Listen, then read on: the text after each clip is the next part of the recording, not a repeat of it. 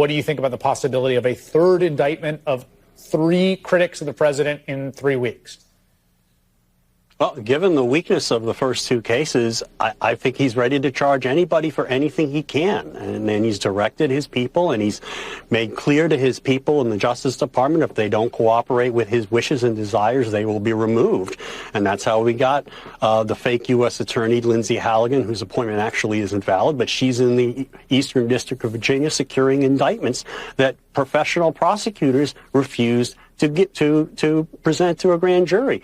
So, if there's any doubt that Trump will bring a case that's weak, it's gone now. So whatever they got with Bolton, you can be pretty sure they'll try to indict it. Do you think there's a strategy to who they're going after, or is this just the kind of unexpurgated rage of the president who's ticked off at people? I think it's unexpurgated rage of the president. I mean, if he thinks you're for him, you're good, all right? And if you switch sides and become for him, you become Secretary of Health and Human Services. Right. Yeah, that's right. Yeah. So you can, but if you're his enemy, it doesn't matter what your politics are. If you say he's stupid, which he is, if you say he's wrong, which he is, if you say he's a criminal or sleazy, which he is, and all these people are willing to say that, you're his enemy.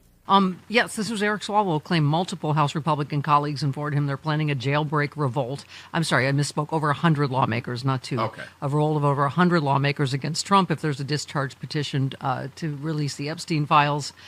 He said Trump's movement/support is fading among Republicans, and one GOP lawmaker said no one wants to defend a pedo protector.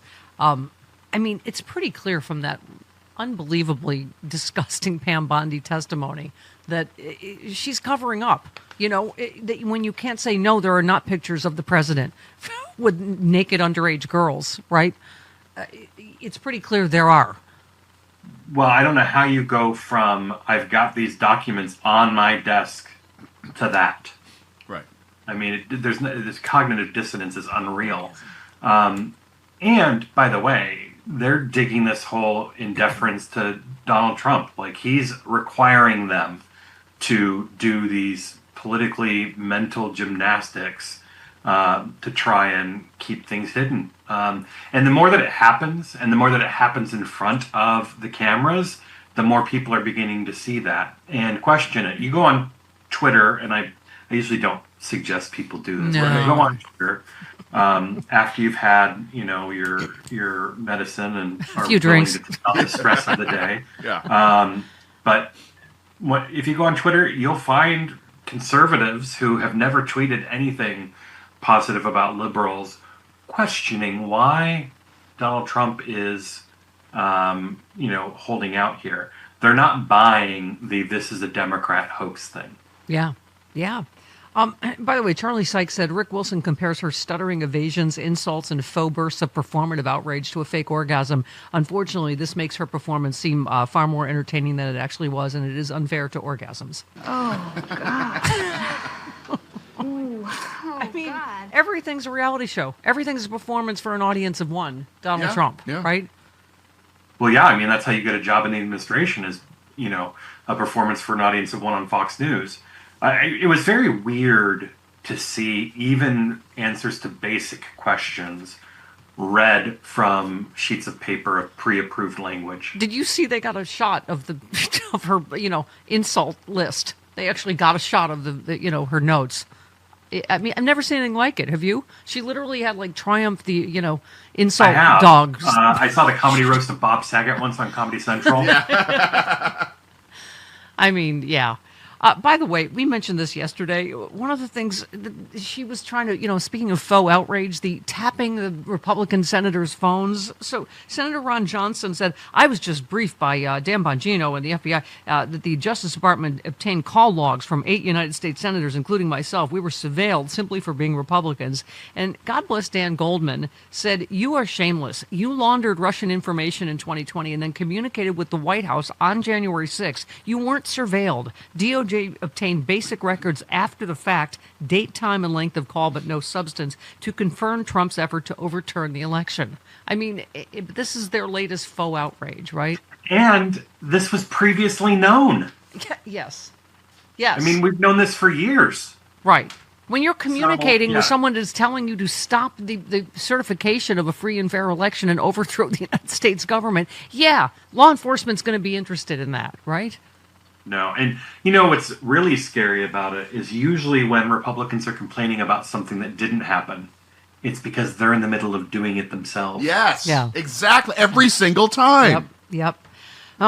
So White House officials have held increasingly serious discussions in recent days about Trump invoking the Insurrection Act, a rarely used 19th century law that gives the president the power to deploy active duty troops inside the U.S. for law enforcement purposes. We are at yet another, what's today, Thursday, at yet another Rubicon, right? Threatening to arrest J.B. Pritzker, the mayor of Chicago. This is, and he said it out loud. He said Insurrection Act, right? He said that he wanted to invoke it. He also said they should be jailed. So, these are no longer, it's just Trump's hyperbole on social media. No, his hyperbole ends up as policy. The people in his administration see what he posts on Truth Social or on social media, and they think that's my way to get ahead is by following the Don's dictates on social media. Yeah. But here is Chicago Mayor Brandon Johnson on the This president is unstable, unhinged, a double-minded individual that, quite frankly, is a threat to our democracy. And it's certainly not the first time that Donald Trump has called for the arresting of a black man unjustly. I'm not going anywhere. I'm going to stay firm as the mayor of this amazing city, which was voted 9 years in a row the best big city in America, and we're going to defend all of Chicago. So, and today's yet another court day, right? Mm-hmm. So, we'll see what happens, right? Yeah, there's hope based on what we've seen out in Oregon that the courts will stop the administration from doing this, but I think that's what's leading them towards the Insurrection Act is the want for another pathway to do what he wants to do.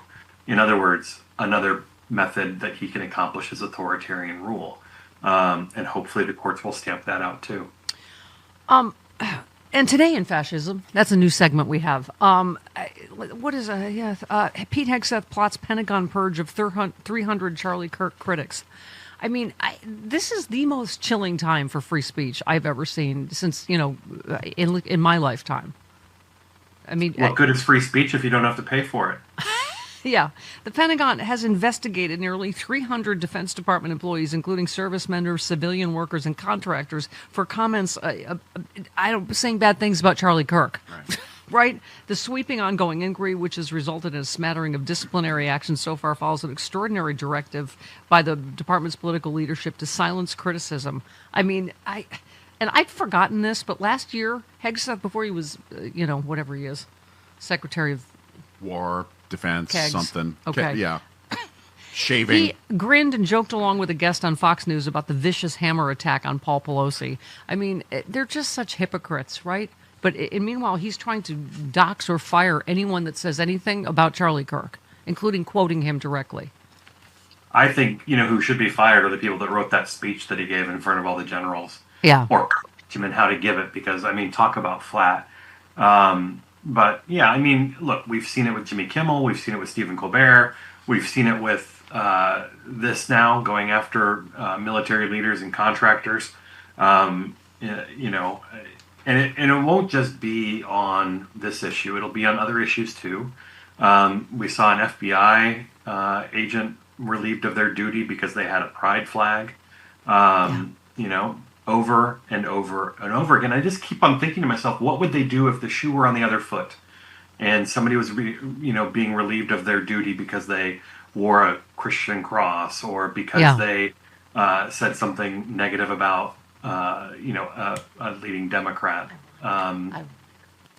or if they said something about Paul Pelosi. Yeah. Sorry, I was just...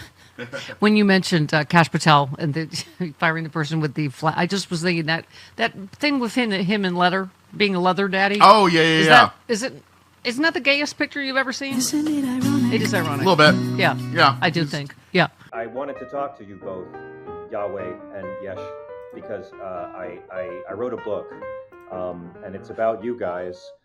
but it's really about some of your fans. The mean ones, the racist ones, the homophobe ones, the ones who don't like women. You guys come off really well in the book. Jesus, you come off really good in this book. Yeah, I've heard that when people talk about the Bible, they tell me that God, you come off really well. Said no one ever. Jesus comes off really well. Yeah, no, God, you're very impressive, God. I don't want to say the wrong thing, but you there's some moments, Almighty, where you're kind of the alcoholic stepgod. You know what I'm saying? But Jesus, he's chill throughout. Like he's proof of evolution. But John, people have been twisting my message, right? And that's what this book is about. It really is, Jesus. I mean, I've gone through this book of yours many times. You never said anything against the gays. You never said anything against women having to be forced to be pregnant. I mean, you're not against abortion. You're against the death penalty, Jesus. I know that. You're like your dad in that you tell us to welcome the stranger. Yeah. I mean, the right people are twisting my message left and right, and we can't take it anymore. So we're so excited to have this book, a really rock solid resource to show people what the Bible actually says. And that's why we love you, John. You're spreading our true good word. Simon & Schuster's Avid Reader Press presents Separation of Church and Hate, the bold, hilarious new book from John Fugelsang, available September 9th and on sale now at your local independent bookstore or your favorite non-evil website.